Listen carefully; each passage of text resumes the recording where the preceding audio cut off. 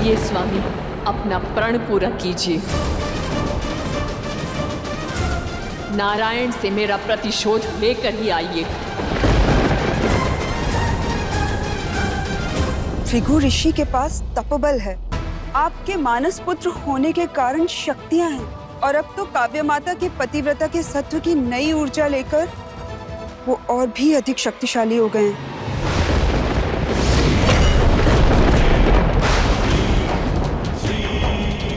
ये मेरा वचन है आपसे, ये प्रण पूरा करके ही लौटूंगा।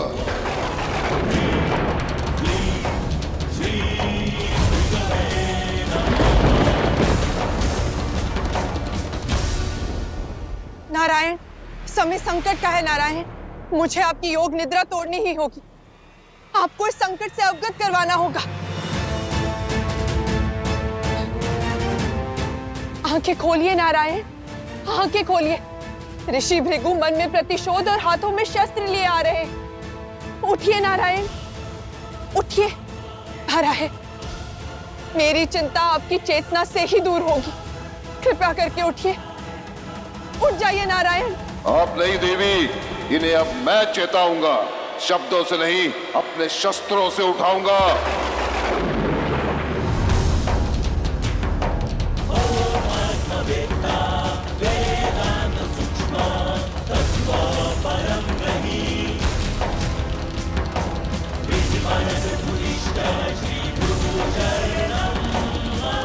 किंतु माता, महाशक्तियों के इस महासंगम का सामना नारायण अकेले कैसे करेंगे? महर्षि भृगु और नारायण के मध्य कहीं ये महायुद्ध का शंखनाद तो नहीं?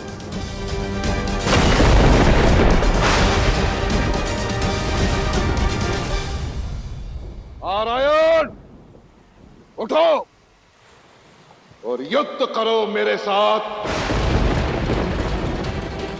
मेरी पत्नी का सर काटने का जो महापाप किया है, उसका दंड भुगतने के लिए तैयार हो जाओ,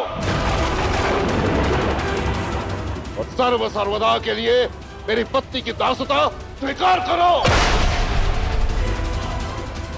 नारायण, उठो, उठो।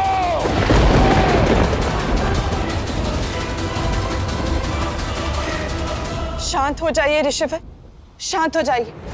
क्रोध की अग्नि में अपने ज्ञान की आहुति मत दीजिए। ये ताप मेरे क्रोध का नहीं है देवी, ये मेरी पत्नी प्रेम का है, मेरे सम्मान का है। मेरे प्रतिशोध के मार्ग से हट जाइए आप, अन्यथा अनर्थ हो जाएगा, अनर्थ।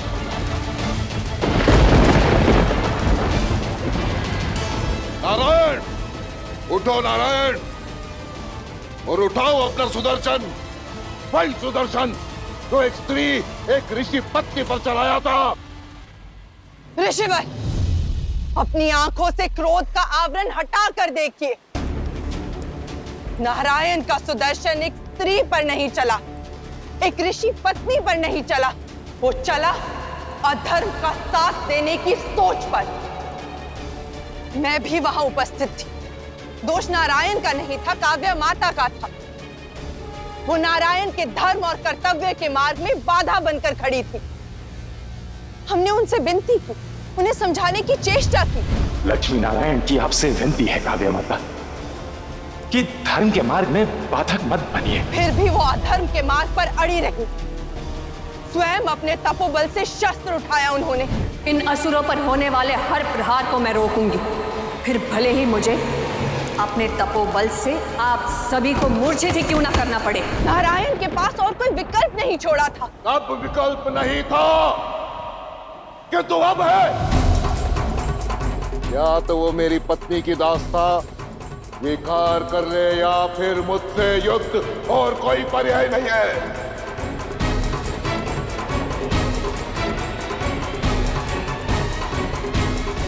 रुकिए ऋषिवर, ये एक पत्नी की चेतावनी भी है और लक्ष्मी की विनती भी। ना तो आपकी चेतावनी मुझे भयभीत कर सकती है, और ना ही विनती रोक सकती है, रोक सकती है।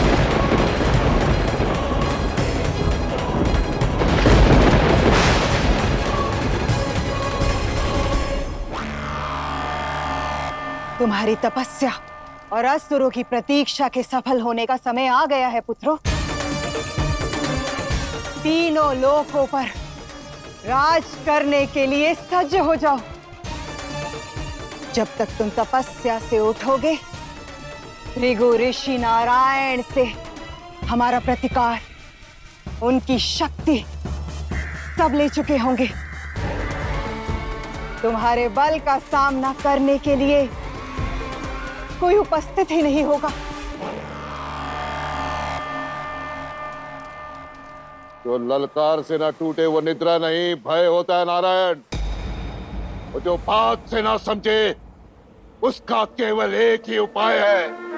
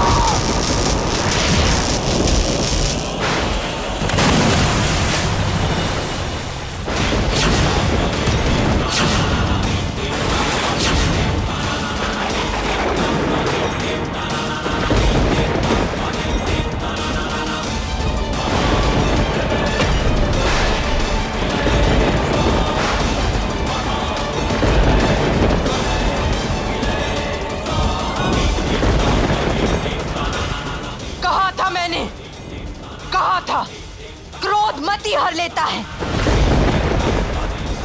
फिर भी आवेश में ही सही महापाप किया है आपने, महाअनर्थ किया है, महाअपमान किया है। श्री के सामने नारायण का अपमान किया है और श्री अपने नारायण का अपमान सहन नहीं कर सकती। मैं आपको शांत देवी,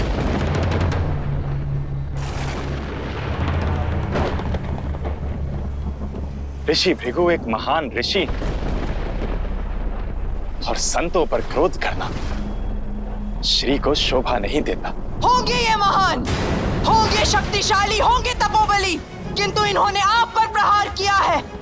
आप पर प्रहार करने का ना ही इन्हें अधिकार है ना ही मर्यादा। इन्होंने आप पर बद्रहार किया, वो भी आपके हृदय पर, जहां मेरा वास है, नारायण की लक्ष्मी का निवास है। इन्होंने आपका ही नहीं मेरा भी अपमान किया है। इन्हें इनके दुस्साहस का दंड दीजिए नारायण, दंड दीजिए इन्हें।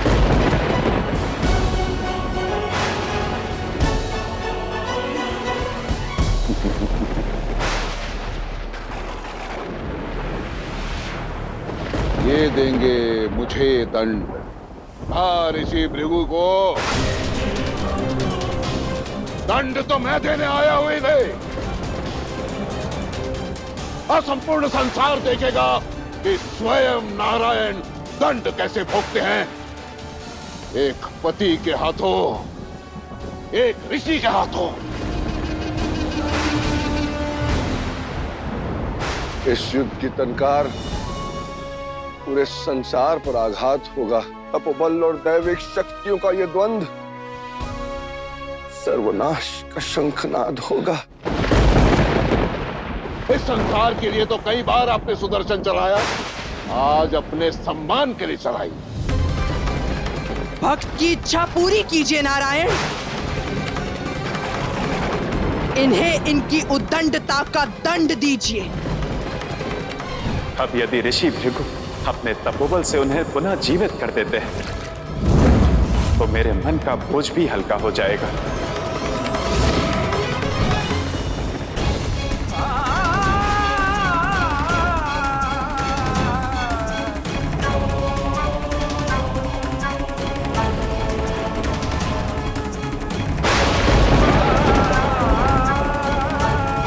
जिन्हें पीड़ा आती है उन्हें दंड कैसे दे सकता हूं देवी? कैसी बात कर रहे हैं आप? जिसने आप पर आघात किया उसकी पीड़ा के बारे में पूछ रहे हैं? हाँ देवी, मैं एक योद्धा और ये एक संत मेरे वज्र समान शरीर पर प्रहार करके अवश्य इनके कोमल पग में पीड़ा हुई होगी। ऋषिवर, आपके कोमल पांव कहीं आहत तो नहीं हुए ना?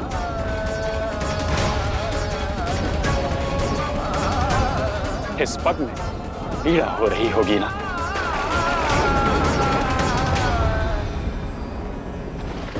इन्होंने आपको ठोकर मारी और आपको, नारायण, आपको इनकी पीड़ा की चिंता हो रही है?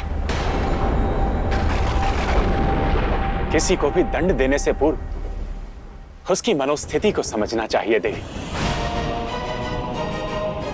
मैं इनकी पीड़ा नहीं समझूंगा तो और कौन समझेगा? पत्नी के प्रेम की शक्ति से इन्होंने अपनी पत्नी को पुनर्जीवन दिया। ये दंड के नहीं, वरदान के पात्र हैं।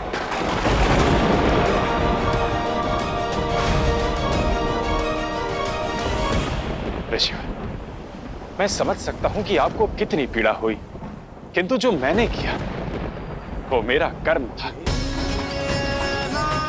और सृष्टि के संतुलन को बनाए रखना भी मेरा ही कर्तव्य है। इसी संतुलन के लिए मैं आपको वरदान देना चाहता हूं। बताइए, क्या चाहिए आपको?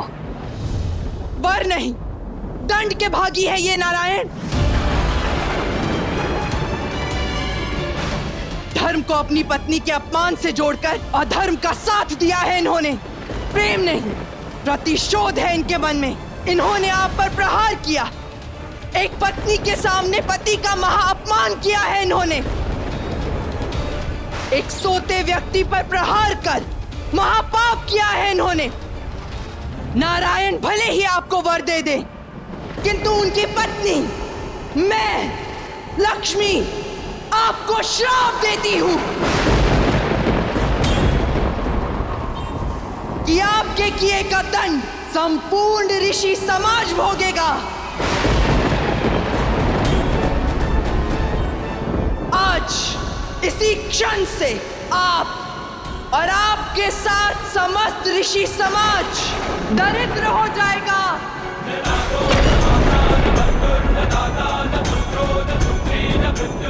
अब दरिद्रता ही होगी आपकी नियति।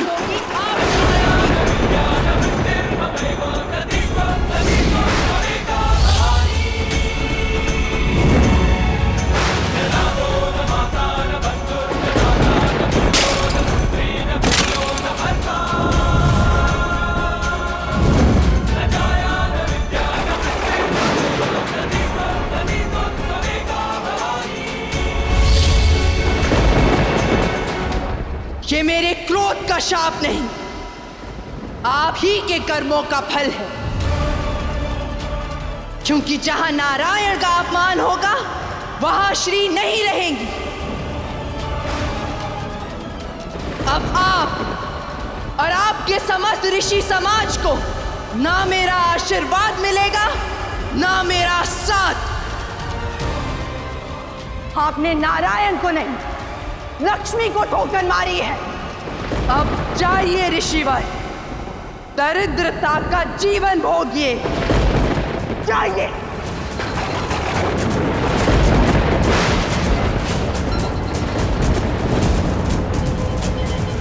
हाँ, मारी मैंने ठोकर, मारी, किंतु फिर भी श्री मुझे ही मिलेगी देवी लक्ष्मी। जो आपका श्राप है ना, वो कभी फलित नहीं होगा।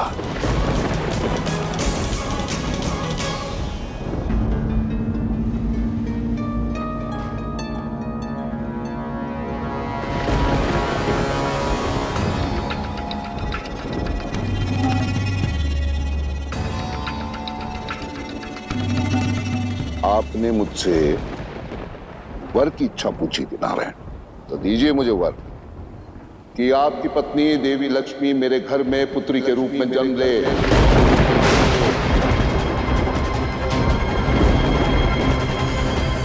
और ये वरदान भी दे नारायण कि जब तक देवी लक्ष्मी मेरे घर में पुत्री के रूप में है, उनका ये श्राप कभी फलित न हो।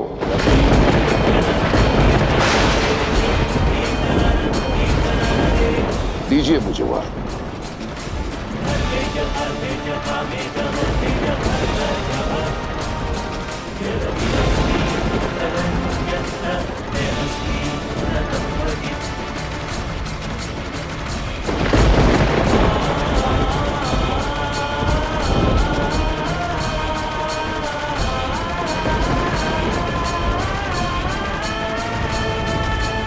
नहीं नारायण, ऐसा अनर्थ मत कीजिए प्रभु।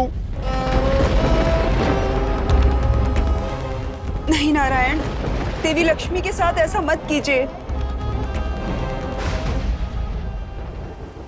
नारायण, मेरा वेदना के भव सागर को पार कर।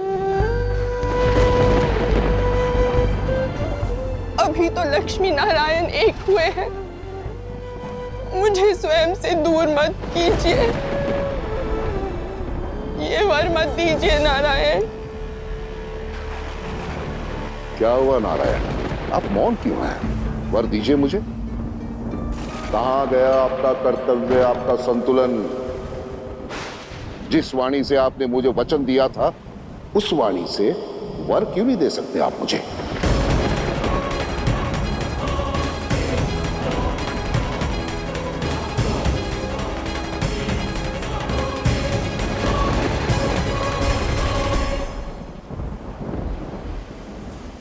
नारायण,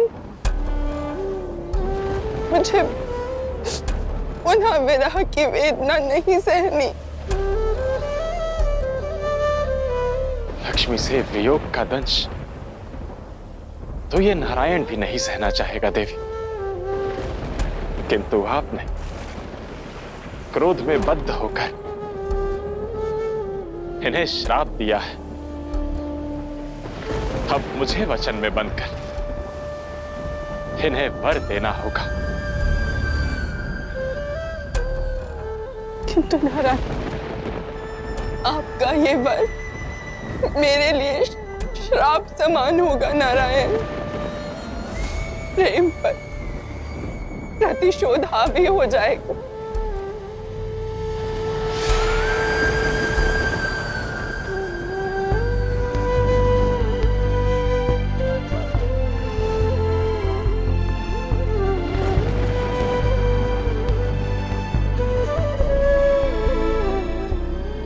जानता हूं देवी, किंतु मैं भी वचन की बेड़ी से जकड़ा हूं।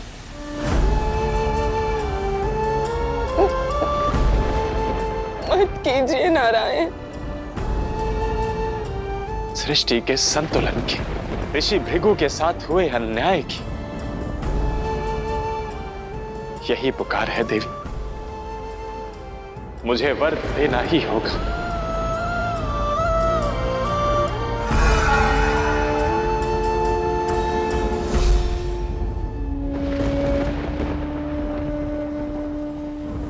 ऋषि भृगु, मैं नारायण आपको वर देता हूं कि मेरी पत्नी देवी लक्ष्मी आपके घर आपकी पुत्री बनकर जन्म लेंगी। पुत्री बनकर जन्म लेंगी।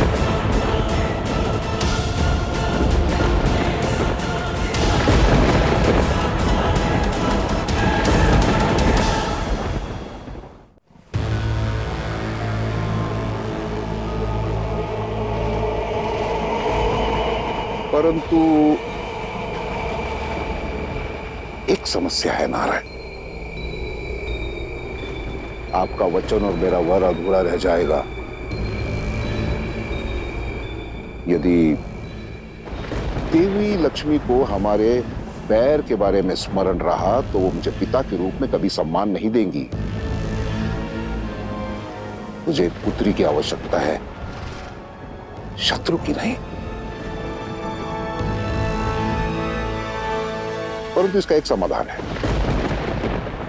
यदि देवी लक्ष्मी मेरे घर में पुत्री के रूप में जन्म ले और उनकी सारी स्मृतियां शेष न रहे तो